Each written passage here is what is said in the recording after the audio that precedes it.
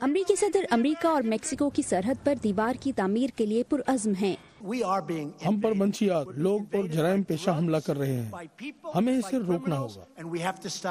امکان بڑھ رہا ہے کہ صدر ٹرمپ کی سرحدی دیوار کی تعمیر کی خاطر لگائی گئی ایمرجنسی کو سینٹ میں دونوں جماعتوں کی جانب سے مسترد کر دیا جائے گا۔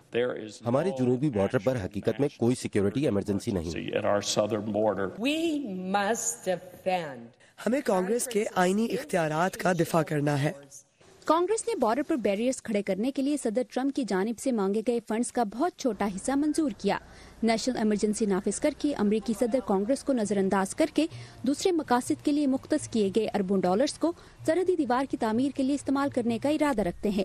کچھ ریپبلکنز اس اقدام کی مکمل حمایت کرتے ہیں۔ ہم بارڈر پر منشیات کی جو مقدار دیکھ رہے ہیں، امریکہ میں اموات کی تعداد، سرحد پار سے ہونے والی انسانی ٹریفکنگ دیکھ رہے ہیں، وہاں بے حد مسائل ہیں، لہٰذا صدر کے پاس یہ قدم اٹھانے کا اختیار ہے۔ لیکن ڈیموکریٹس اور کچھ ریپبلکنز کے لیے صدر کی نافذ کردہ ایمرجنسی آئین کے لیے خطرہ اور خطرناک مثال ہے۔ یہ جمہوریت سے بڑی دوری اور عامریت کی طرف جھکاؤ ہے۔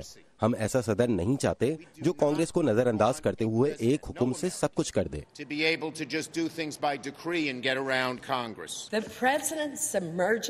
صدر کو ایمرجنسی کا غلط مشورہ دیا گیا کیونکہ یہ کانگریس کے اختیارات کو غصب کرتے ہوئے چیکس اینڈ بیلنس کے نظام کو محدود کرنے کی کوشش ہے۔ تاہم صدر ٹرمپ نے حال ہی میں ایسے تحفظات کا مذاق اڑایا ہے۔